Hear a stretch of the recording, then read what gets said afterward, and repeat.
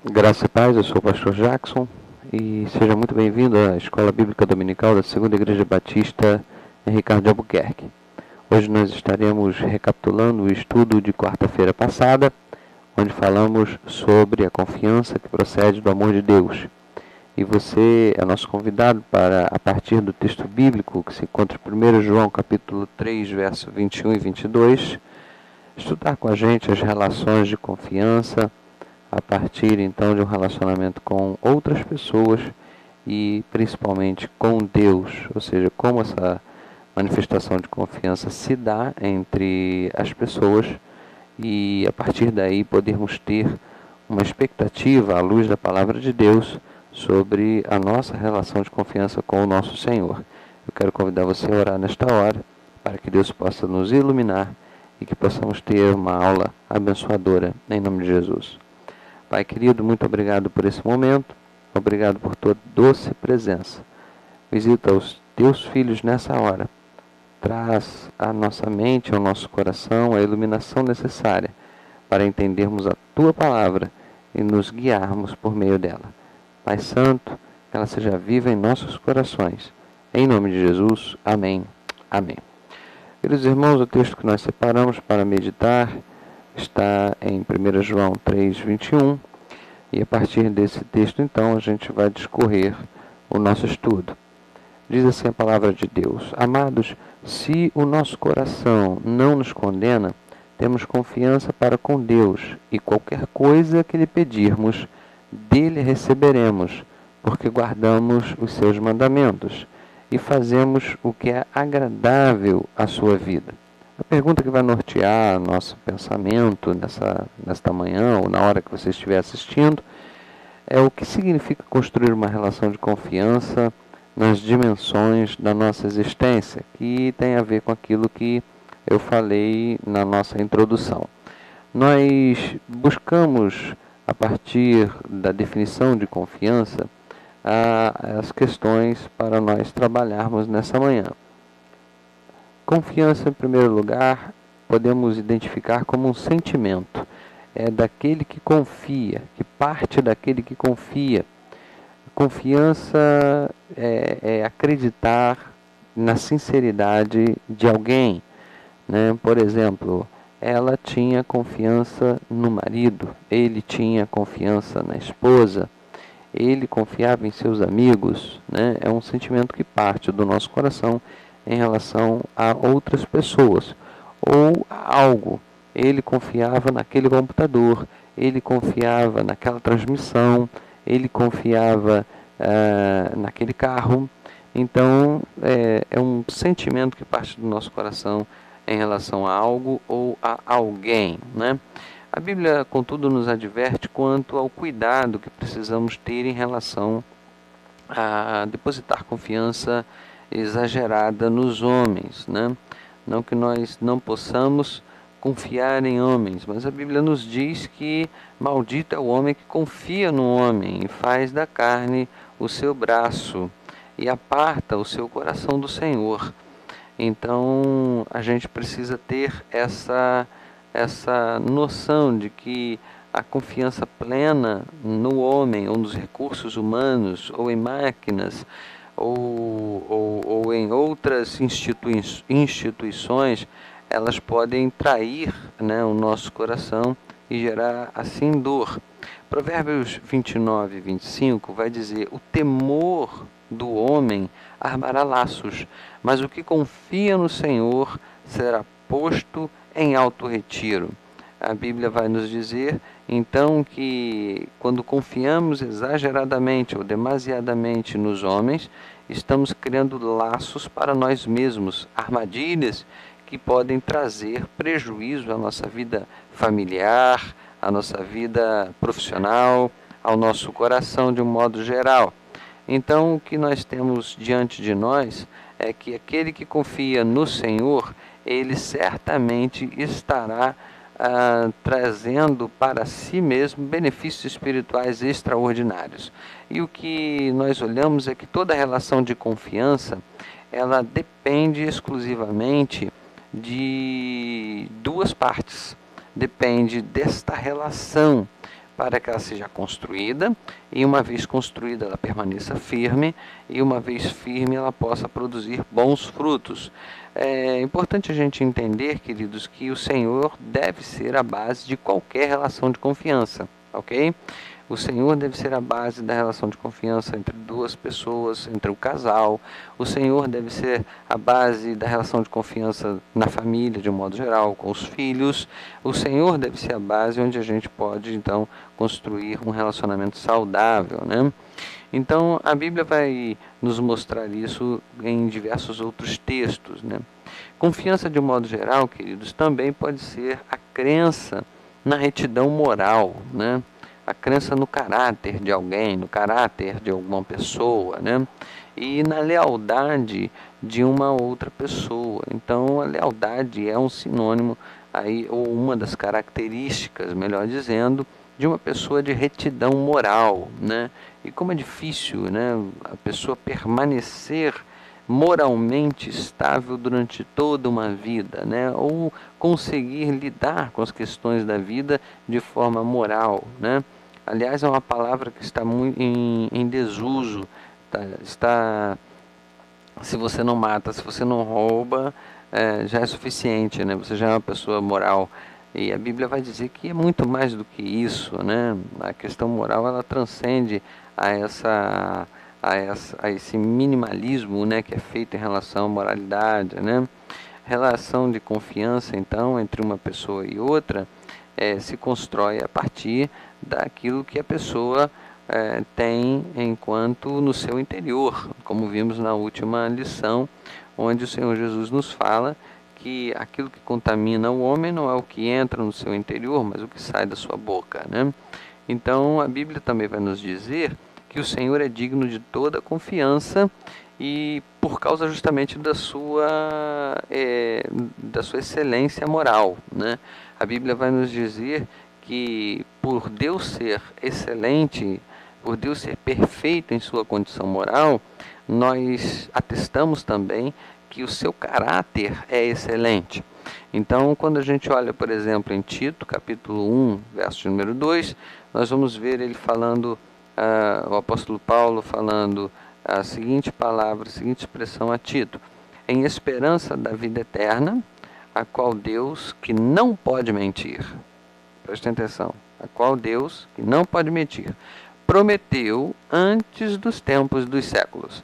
Então aqui a gente percebe uma relação de confiança na promessa de Deus, por justamente Deus não ter a possibilidade de mentir, né? Deus, ele é perfeito em sua retidão moral. Deus, a mentira é fruto do mal, é fruto de uma imperfeição moral, e como Deus é perfeito, ele não pode mentir, não faz parte de sua natureza, não existe essa questão. Então as promessas de Deus, elas se cumprirão, porque Deus é perfeito. E a mentira é um desvio de caráter, né? Aliás, a palavra de Deus nos diz que é o diabo o pai da mentira.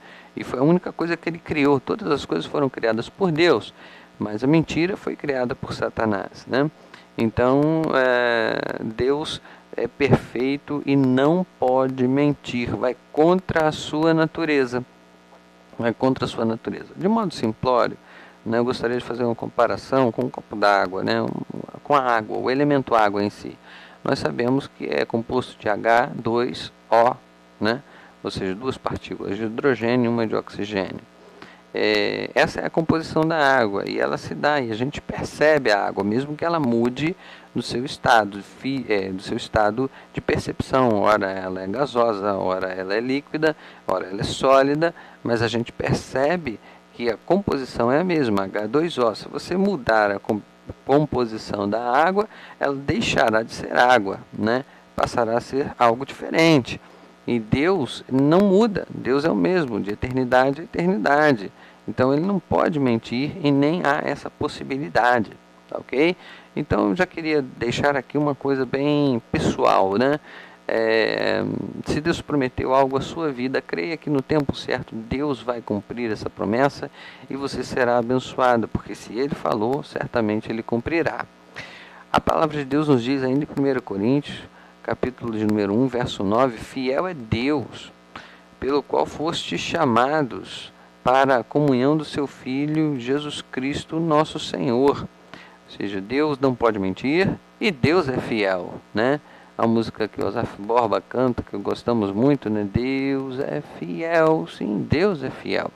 Ele é fiel, ele permanece o mesmo e não muda. E a Bíblia ela vai nos mostrar que ele nos chamou para a comunhão em seu Filho Jesus Cristo, nosso Senhor, que quando esteve entre nós, nos mostrou então essa fidelidade de Deus, pois que Deus havia prometido que enviaria um que esmagaria a cabeça da serpente e libertaria o homem do seu jugo do pecado, né? E Jesus Cristo então veio a este mundo, se fez carne, habitou entre nós e nos chama para a santa comunhão. A Bíblia ainda vai dizer, Tessalonicenses 5,24, fiel é o que vos chama, o qual também o fará. E eu gostaria de pontuar aqui essas duas expressões em tempos verbais diferentes, né? Mas estão aqui apresentadas para nós nesses dois textos, 1 Coríntios 1,9 e 1 Tessalonicenses 5,24. É a palavra chamou. Deus nos chamou. Primeiro ele nos chamou para a comunhão em seu Filho Jesus Cristo.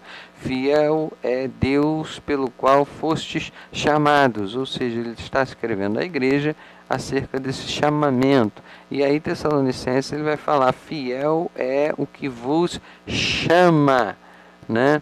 O qual também o fará. Então Deus não apenas chamou, mas Deus ainda chama, Deus convoca a existência, Deus convoca os seus filhos a uma comunhão perfeita e a esperança para o cumprimento de suas promessas, né? A Bíblia ainda vai nos dizer em Lucas 16, verso 10, quem é fiel no mínimo, também é fiel no muito. Quem é injusto no mínimo, também é injusto no muito. Lucas 16, 10. E está aqui uma relação de reciprocidade, né? A relação daquele que recebe de Deus talentos e aproveita esses talentos, essa confiança que lhe foi dada, para fazer multiplicar esses talentos e fazer com que o seu Senhor então se agrade desta confiança que foi compartilhada, né? A palavra de Deus então nos mostra que esta confiança é este relacionamento de reciprocidade que traz ao crente bênçãos que ele almejava, mas que agora pode se fazer real por causa de um relacionamento de confiança com o Senhor. Diferentemente do mundo, onde nem sempre as recompensas chegam da maneira como a gente espera, né? Nem sempre os frutos do nosso trabalho são reconhecidos, nem sempre os frutos da nossa comunhão, da nossa dedicação é reconhecida. Ainda que o homem seja infiel, Deus permanece fiel, não é isso? Então a relação de confiança ela estabelece esses princípios para a gente poder caminhar. A Bíblia ainda vai dizer que confiança, Bíblia não, aí foi nossa consulta, né? A confiança ela cresce em si mesma, em suas próprias qualidades. É a crença em si mesmo, em suas próprias qualidades. Por exemplo, a pessoa que diz, eu tinha confiança em cantar, eu tinha confiança em dirigir, eu tinha confiança em pregar, eu tinha confiança em fazer boas obras, enfim, a confiança em si mesmo, né? E nós sabemos muito bem que não há nada de errado em ter uma imagem positiva acerca de si mesmo. Muito pelo contrário, às vezes você, depreciando demais a sua imagem, pode entrar numa depressão, ou pode entrar num caminho de desvalorização pessoal e de martírio pessoal, que não vai fazer bem nem para você, nem para as pessoas que você ama. Então você tem que ter uma imagem positiva de si mesmo, né? Não há nada de errado em ter essa imagem positiva, mas errado é superestimar essa imagem e inflar o ego com vaidades. Ou seja, errado é se achar melhor do que os outros, maior do que os outros, superior aos outros. Isto é errado, né? Você precisa, assim como eu e todos nós de uma forma geral, para a convivência social e principalmente para a convivência eclesiástica, de uma convivência saudável a partir do exemplo de Jesus. Nós não estamos aqui para ser servidos, mas para servir, e servir a igreja e servir as pessoas com amor neste relacionamento de confiança que temos para com o nosso Deus. Provérbios 3,5 vai dizer assim: confia no Senhor de todo o teu coração e não te estribes no teu próprio entendimento. Ou seja, deixa Deus fazer a obra na sua vida, deixa Deus cuidar de você, deixa que Deus faça da sua vida um instrumento para a glória dele, né? E não confie naquilo que você acredita ser o correto, o bom, porque na verdade há sempre alguém que já viu alguma coisa semelhante ao que está acontecendo na sua vida e pode contribuir de maneira muito mais elucidativa para que você tenha então sucesso naquilo que você está empenhando, esforço naquilo que você está vivendo, né? Confia no Senhor, nem sempre dirigir será aquilo que você vai fazer de melhor na igreja. Nem sempre, eu estou colocando aqui um exemplo geral, né, óbvio, nem sempre cantar é aquilo que você faz de melhor, nem sempre pregar é aquilo que você faz de melhor, ou ensinar é aquilo que você faz de melhor. Então, Deus, ele é sábio o suficiente para instruir sua vida naquilo que você faz com excelência, para que, a partir da sua vida, o nome dele seja glorificado. Um outro aspecto bem interessante, queridos, é aquele aspecto de que a gente pode fazer tudo, né? A gente tem condições de carregar o mundo nas costas. Essa é uma tentação muito comum, uma tentação muito comum. E é bom a gente se dedicar ao máximo naquilo que a gente faz bem e deixar que cada um na igreja faça aquilo que faz bem, né? Não dá para a gente levar tudo nas costas, mas dá para a gente se dedicar àquilo que realmente a gente faz com excelência. Então é melhor você ter um foco definido e agir e atuar naquele foco do que ter muitas atividades, muitas atribuições e não ter sucesso em tudo ou fazer tudo pela metade, ou ainda que você faça com todo o seu coração, não atingir os alvos que propostos para essas atividades. Óbvio que no caso de igrejas pequenas, né, todo mundo tem que ajudar um pouquinho aqui, um pouquinho ali, fazer e ajudar e tal, mas e isso é saudável, isso é bom, né? Como por exemplo em nossa igreja nós temos aos sábados, né, o momento da nossa comunhão e de cuidarmos da nossa igreja, né, que é o voluntariado, onde a gente pode estar ali cuidando dos bancos da igreja, limpando a igreja, cuidando de um reparo aqui, outro reparo ali. Então, esse voluntariado é algo maravilhoso, porque nem todo mundo tem condições de fazer um cimento, fazer fazer uma obra, né? Mas, obviamente, que tem outras pessoas que podem limpar um banco, podem fazer outras situações, e mais importante de tudo é orar juntos uns pelos outros antes daquilo que está sendo posto para realizar, né? Então, nós entendemos que à medida que a gente baixa essa expectativa acerca de nós mesmos e das nossas atividades, a gente também está construindo espaço para que outras pessoas possam contribuir no reino de Deus e assim o reino se multiplicar e assim a igreja ser abençoada, né? Provérbios 15:32 vai dizer: o que rejeita a instrução menospreza a própria alma, mas o que escuta a repreensão adquire entendimento. Então, uma das coisas que a gente observa é que o ser humano, de um modo geral, ele tem muita pressa para falar e pouca disposição para ouvir, né? E ouvir é talvez o que a gente mais precisa, né? E eu queria colocar aqui, salientar aqui esse ponto do texto, onde ele diz aqui: menospreza a própria alma aquele que rejeita a instrução, né? Obviamente que nem todas as pessoas estão aptas a instruir. Então é bem importante você saber De onde vem o conselho que você está ouvindo? Quem é que está te orientando? Quem é que está te dando aquela palavra? Quem é que está conduzindo de alguma maneira o seu pensamento? Ah, pastor, mas eu não tenho pensamento, eu tenho minha cabeça, eu vou agir pela minha cabeça. Nem sempre agir pela própria cabeça, como nós vimos, é a resposta certa. Nós somos pessoas que estamos em um relacionamento constante uns com os outros, e é importante a gente entender de onde está vindo aquele conselho, quem é que está emitindo aquele ensinamento, colocar à prova aquilo que está sendo transmitido para a gente como verdade, e a partir daí então a gente ter a certeza de que estamos agindo de maneira correta, né? Então é bem importante que a gente tenha essa noção de quem é que está nos aconselhando, porque nós entendemos que muitas vezes quem está nos dando um conselho não pode, ou não tem condições, ou não tem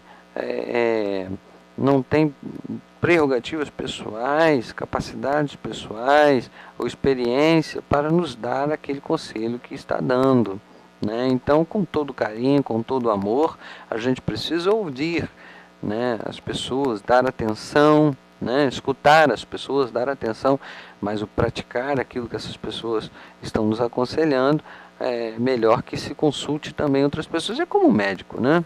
Você tem um primeiro diagnóstico e você fica assustado com o primeiro diagnóstico, né? Você, caramba, e agora? Não tem mais como resolver isso. E aí você vai, consulta um segundo médico. E aí o segundo médico às vezes te dá a mesma notícia do primeiro, o mesmo laudo do primeiro. E você ainda fica com aquilo na cabeça. Vai para um terceiro. Daí quando você chega no terceiro, o terceiro fala assim, não é nada disso aí não. O seu problema é muito mais simples do que você pensava. Como é bom escutar isso, né? Então eu acredito que ter bons conselhos não significa que os outros não tenham dado bons conselhos também. Apenas não estavam enxergando as questões a partir da realidade que alguém, por mais experiência ou por uma ótica diferenciada, conseguiu ver ali naquele momento, tá ok? A Bíblia vai dizer que o tolo não tem prazer na sabedoria, mas só em que se manifesta aquilo que agrada o seu coração, Provérbios 18, 2. Ou seja, o tolo ele está sempre vivendo em função daquilo que está sentindo o coração. E isso pode trazer sérios prejuízos, porque a Bíblia diz que enganoso é o nosso coração, quem pode conhecê-lo, né? A confiança também, queridos, é disposição ou tendência para ver tudo pelo lado bom. Pode ser também aquilo que continuamente chamamos de esperança, né? Aquele que vive aos pés do Salvador Jesus Cristo sabe que pode pedir-lhe o que quiser na confiança, ou seja, na esperança, na certeza desse relacionamento, de que Deus lhe responderá com o melhor para a sua vida, né? Pedi e dá-se-vos-á, buscai e encontrareis, batei e abrir-se-vos-á, Mateus 7,7, né? Portanto, se já ressuscitaste com Cristo, buscai as coisas que são de cima, onde Cristo está sentado à destra de Deus, Colossenses 3,1. Buscai as coisas que são de cima, né? Buscai as coisas que vêm de Cristo para que possamos viver então essa realidade. Amós 5,14 diz assim: buscai o bem e não o mal, para que vivais. E assim o Senhor, o Deus dos exércitos, estará convosco, como dizeis. Ou seja, não basta você falar da boca para fora que você está vivendo um relacionamento com Deus. É importante que você tenha a disposição de ver as coisas pelo lado positivo, pelo lado da esperança, não apenas depreciando o seu relacionamento ou depreciando aquilo que está no momento te ajudando a vencer as dificuldades ou ainda te ajudando a caminhar, né? Confiança também pode ser uma demonstração de familiaridade, de informalidade, de intimidade. É como quem diz, eu prefiro que não me trate com confiança, eu prefiro que você não me trate com confiança, eu quero ser mais um dentro do seu círculo de amizades ou dentro da família, né? Mas eu gosto muito de entender que a casa é o lugar onde podemos demonstrar essa confiança como sinônimo de respeito, né? Criando um ambiente acolhedor para Deus e para a sua palavra bendita. Atos 10, 24 vai nos relatar como Cornélio tratou da sua família na ocasião em que Pedro foi chamado para ir à sua casa, né? Diz a Bíblia que no dia imediato chegaram a Cesareia, Pedro, né? E aqueles que estavam com ele, e Cornélio estava esperando, tendo já convidado os seus parentes e amigos mais íntimos. Então Cornélio criou um ambiente para receber Pedro, né? A Bíblia vai dizer também em Atos 16, 34, e levando-os à sua casa, lhes pôs a mesa, e na sua crença em Deus alegrou-se com toda a sua casa. Ele está falando aqui do carcereiro de Filipos, né? Depois daquele milagre que acontece quando Paulo e Silas estavam presos e naquele calabouço, naquela prisão, né, por volta da meia-noite, a terra estremeceu e todos foram soltos, né? E quando eles foram à casa do carcereiro, toda a família do carcereiro recebeu a Paulo e Silas de maneira muito própria para que eles pudessem então compartilhar o evangelho. Filemão 1:2 para mim é excelente, principalmente por causa dos dias que estamos vivendo. Diz assim: e a nossa amada Áfia e a Arquipo, nosso camarada, e a igreja que está em tua casa. Aí o apóstolo Paulo falando a Filemão, né, no capítulo 1, verso 2, da igreja que estava posta na casa dele e das pessoas que estavam frequentando esta igreja. Ou seja, a casa de Filemão era uma casa tão preparada, um ambiente tão próprio para uma relação de confiança no Senhor, que a igreja, então, o apóstolo Paulo recomenda a estas pessoas que estejam congregando, estejam vivendo de maneira livre, compartilhando ali a palavra de Deus. Mas também confiança, né, pode ter a ver com excesso de liberdade, com atrevimento. É quando a gente percebe que há ali uma quebra nessa relação, né? Por exemplo, não lhe dei confiança. Quantas vezes a gente escuta isso? Não te dei confiança de fazer isso, não lhe dei confiança de fazer aquilo, né? Então a gente percebe aqui que há, na verdade, essa quebra de confiança, né? Todo o engano procede do excesso de liberdade gerado pelas aparências. Todos nós precisamos, em alguma medida, de cautela e de moderação. Como nós falamos lá no começo do nosso estudo, confiança precisa ser construída com o tempo, mas há necessidade de que toda confiança precise do Senhor para que seja realmente experimentada, né? E podermos então caminhar em paz. A Bíblia diz em Gênesis 3:13, e disse o Senhor Deus à mulher: por que fizeste isso? E disse a mulher: a serpente me enganou e eu comi. Gênesis 31:7, mas vosso pai me enganou e mudou o salário 10 vezes, porém Deus não lhe permitiu que me fizesse mal. Gênesis 31:7, né? Na ocasião em que Labão e Jacó, eles estavam vivendo juntos, e Jacó queria casar com suas filhas, depois Jacó iria partir e Deus e Labão então muda o salário de Jacó 10 vezes, né? Nós conhecemos a história e sabemos que Jacó foi abençoado pelo Senhor, mesmo tendo que lidar com uma pessoa de caráter duvidoso, né? 2 Coríntios 11, verso 3 diz assim: mas temo que, assim como a serpente enganou Eva com sua astúcia, assim também sejam de alguma sorte corrompidos os vossos sentidos e se apartem da simplicidade que há em Cristo. Queridos irmãos, é importante a gente entender que o Evangelho do Senhor Jesus é simples, o Evangelho do Senhor Jesus é puro, E o Evangelho do Senhor nos traz ensinamentos práticos e apontamentos simples, né? Tudo aquilo que é sofisticado demais pode corromper a nossa conduta cristã. É importante a gente dizer também, queridos, que quando a gente olha para a palavra de Deus, especialmente nesses textos que eu citei, todos eles de alguma maneira apontam para a impressão, né, que os sentidos trazem à nossa mente, né? Eva estava no Éden e teve aquele episódio. Ela viu, ela desejou, então ela pecou, né?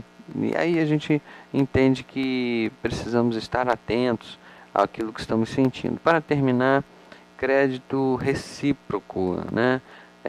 Onde a gente volta novamente a nossa atenção. Confiança como crédito recíproco. Exemplo, comprou uma casa na base da confiança, comprou um carro na base da confiança. Deus confia em nós não pelo fato de sermos bons, mas pelo fato de que Ele, em Cristo, fez por nós e em nós. Logo podemos confiar em Deus e em seu amor. Deus fez por nós na cruz do Calvário, nos resgatou, nos perdoou os pecados e nos fez caminhar em novidade de vida. E o que Ele fez por nós, né? Ele nos resgatou. O que Ele fez em nós? Ele colocou em nós o seu Espírito para que pudéssemos, a partir do Espírito Santo e do conhecimento da Santa Palavra, ter uma vida que agrade o seu coração, né? 1 João 4,19 diz: nós o amamos a Ele porque Ele nos amou